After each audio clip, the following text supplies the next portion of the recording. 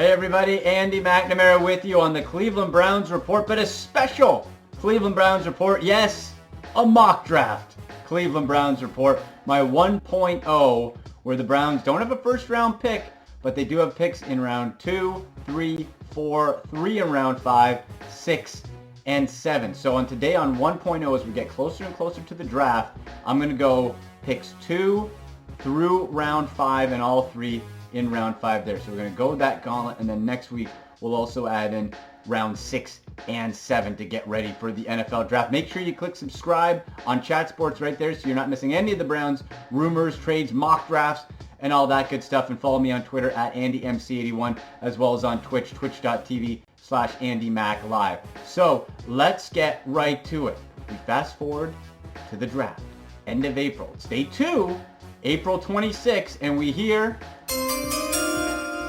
the chime. Yes, the magic chime. And now in the mock draft simulator that we have, we go through the draftnetwork.com, great site. They have the mock draft machine. So you pick which team you want, and then you click it, and based on projections, based on rankings, players get picked, and then you're on the clock, and you have your choice of players to go through. So in this scenario, we have the Browns 49th overall. The 2 players picked ahead of them, Carolina Panthers, Ben Banogu, edge from TCU, so you got an edge rusher there, and then Daniel Jones, quarterback for the Miami Dolphins. You look at the quarterback needs for the Dolphins, might make sense in that spot. The Browns come up at 49. What have been the needs that we've been talking about on the Browns Report? Safety. Even with Eric Murray coming over in the Emmanuel Ogbah trade, still safety depth, defensive back depth is needed. And I also chatted about a couple weeks ago, this prospect, if available, the best true strong safety in the draft is still on the board, and it's Taylor Rapp out of Washington. If he is there, the Browns should sprint up to the podium and grab this guy. Okay? We talk about somebody that is a true strong safety who has the size, ideal size 6 feet 212. He's a thumper inside. You can move him in so you can cover back off that Jabril Peppers role when he left to the Giants. Somebody that can come up in that hybrid linebacker position, but also drop back with some nice coverage skills, and possibly more importantly, a sound tackler. That's what this whole defense was missing last year. Overall, was sloppy tackling. Taylor Rapp solves that problem. So if he is there, I am jumping up and grabbing him if I'm the Cleveland Browns at 49th overall.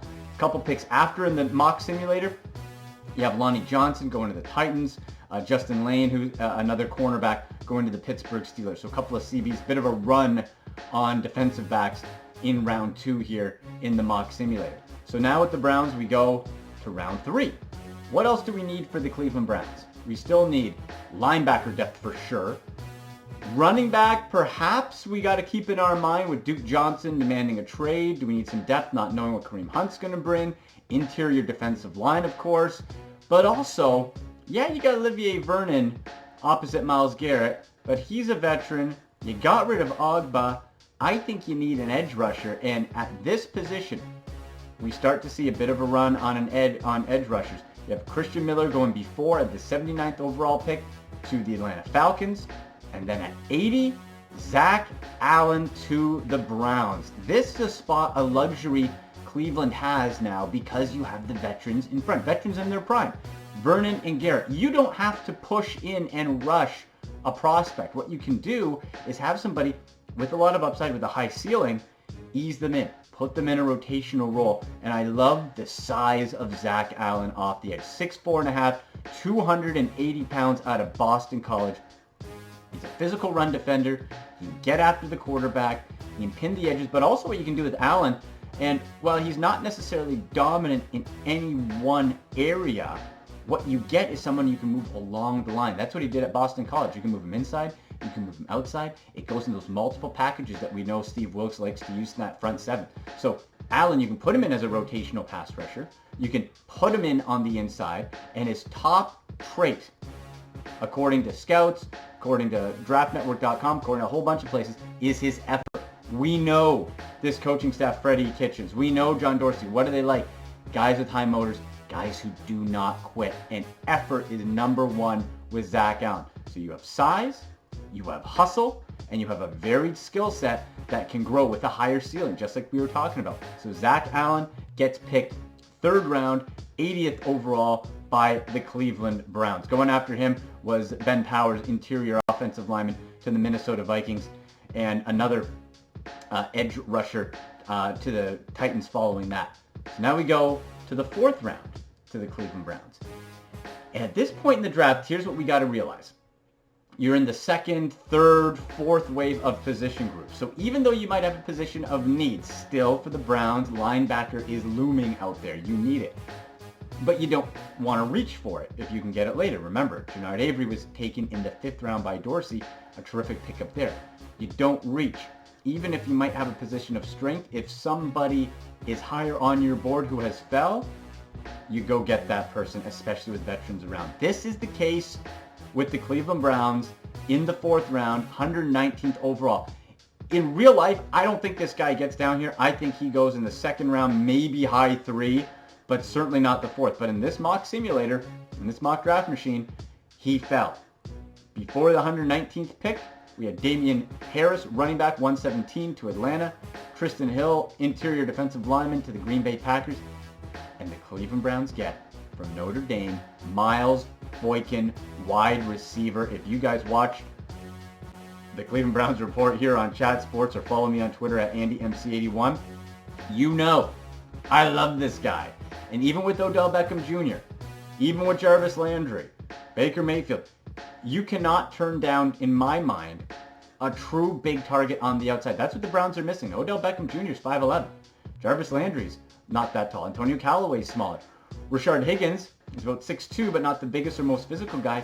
With Miles Boykin out of Notre Dame, 6'3", 225, 2nd highest vertical jump at the combine. I believe it was 43.5 inches. Guy is a jump ball winner. He's physical. He's fast. And he can go get the football. He has real good hands. Technically, footwork, improvement on depth in the route tree, sure.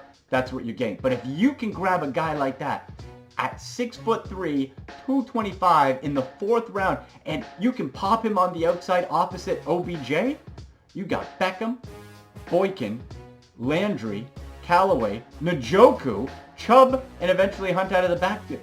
Who's going to stop that? You got your big target receiver. I love it. I would absolutely make that move in a second. Again, I don't think he's going to be there that late, Miles Boykin, but you have that opportunity. Leave your comments below in the comment section. Let me know what you think of the draft so far. We're going to put up the list there. Let me know if you like the pick, if there's another player you would like to take or position group you would like to take. And also, what position do you feel the Browns should be targeting with their 49th overall pick? What position should the Browns target with their 49th overall pick? Their first pick of the draft that comes in the 2nd round. What position? Leave it in the comment section below. And if you have a player in mind, go for it. Remember, the players I'm picking here, I'm at the mercy of the mock draft machine and who gets picked where. So that position, wide receiver, although not a major position of need, certainly was still the highest rated player at its spot where you needed a little bit of help with the size position at the wide receiver spot. So instead of reaching, I went with the higher ranked player. So that's what we did for Miles Boykin. Now we go over to the 5th round where the Browns have 3 5th round picks. So we go, the New York Giants go 142 and 143 back-to-back. Trey Watson, linebacker. I like Trey Watson. I did. Giants took him though. Okay? After that, they went Michael Jordan, interior offensive lineman. So with the Browns, again, we want that same formula. Do I still need a linebacker? Yes, I do. One's not rated higher enough. Could I use a quarterback? Sure. Could I plug in a interior defensive lineman behind Larry Ogunjobi and Richardson? Yes. But this spot, especially with Duke Johnson, I mentioned off the top, with Duke Johnson wanting out, demanding a trade in that pass-catching role, I was looking at running back, and a 5th round value for James Williams out of Washington State, I think is tremendous. 5'11", 195. Again, Pac-12 guy. What does he have that you want? Pass catching. Dynamic after the catch. Similar skill set to Duke Johnson. Probably not as strong of a pass protector at this point, but he's still serviceable in it. He can still do it, and he can develop into that role. So he has outstanding hands. He's going to be able to make plays after the catch, and that is a depth option where you don't really know if Kareem Hunt is going to come back in week 9. You hope. And if everything goes well, he will. But you can have that depth, and especially if Duke Johnson goes, you can use that time to develop a James Williams at running back. So I think that's a smart pickup there for the Browns. After him, offensive lineman and Terrell Hanks, linebacker out of Detroit.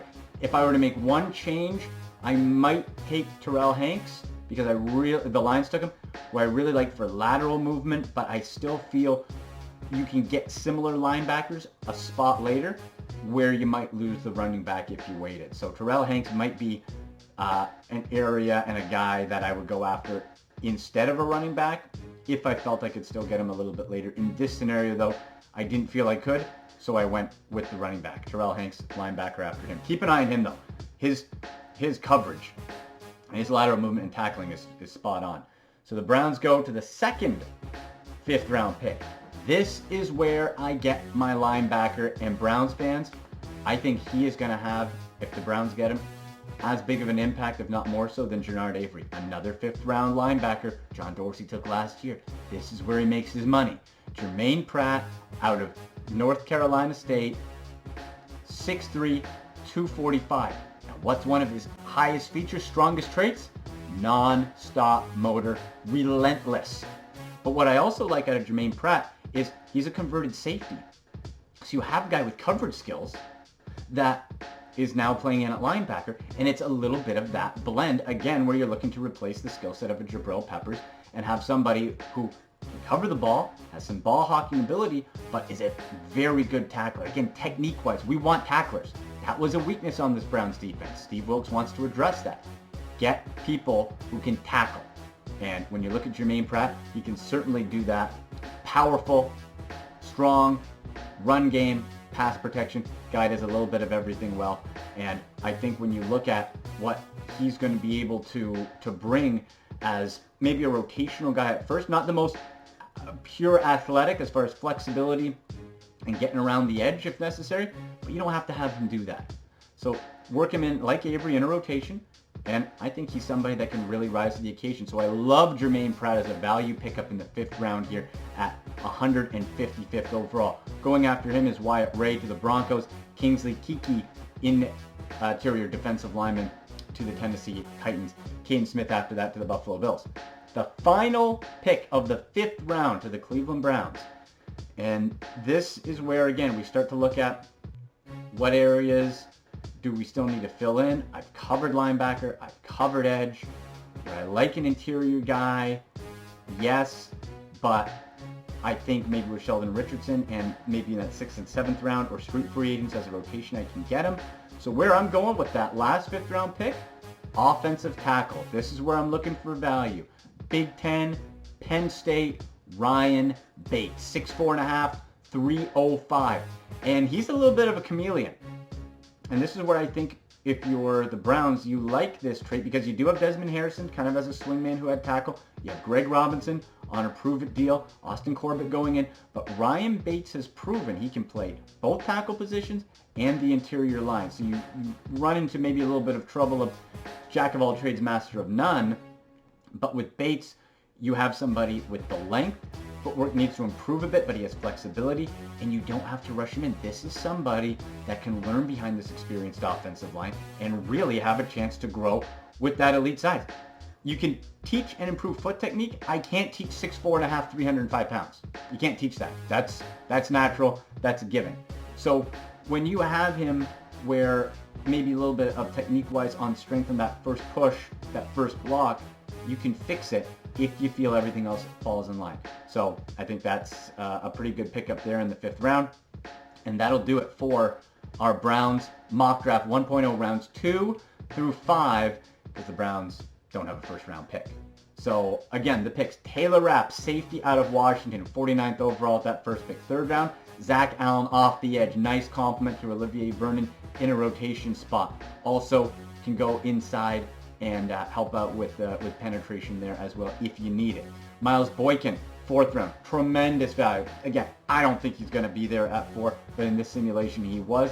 You pick him up. Now you have your big-bodied, true physical receiver that can outjump anybody and run through people. 6'3", 220-plus pounds at Miles Boykin. Running back spot filled, 144th overall, with James Williams from Washington State. Bye-bye, Duke.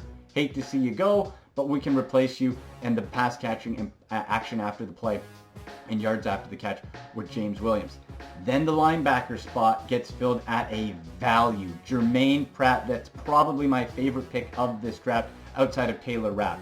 155th overall, linebacker spot. You can plug him in as a rotation guy, ease him in, and you got a stud, I think, for a long time to come in orange and brown. And then we finalize the last pick in the 5th round with Ryan Bates, offensive tackle. Played both tackles inside. You got a real depth guy you can groom and work on that technique where he has that elite ability. So make sure you click subscribe on Chat Sports. Let me know what you think of the pick, and also what should be the first position the Browns draft with their 49th overall pick. Let me know what you think of the draft picks. Should I have gone somewhere else? Should I have gone with another player that might have been available in that same time? Or is there somebody you like or a different position group that you like that might fall in that area to the Browns? Let me know there. You can get me on Twitter at AndyMCD1 and give me a follow on Twitch, twitch.tv/AndyMacLive. This has been the Cleveland Browns Report, Mock Draft 1.0.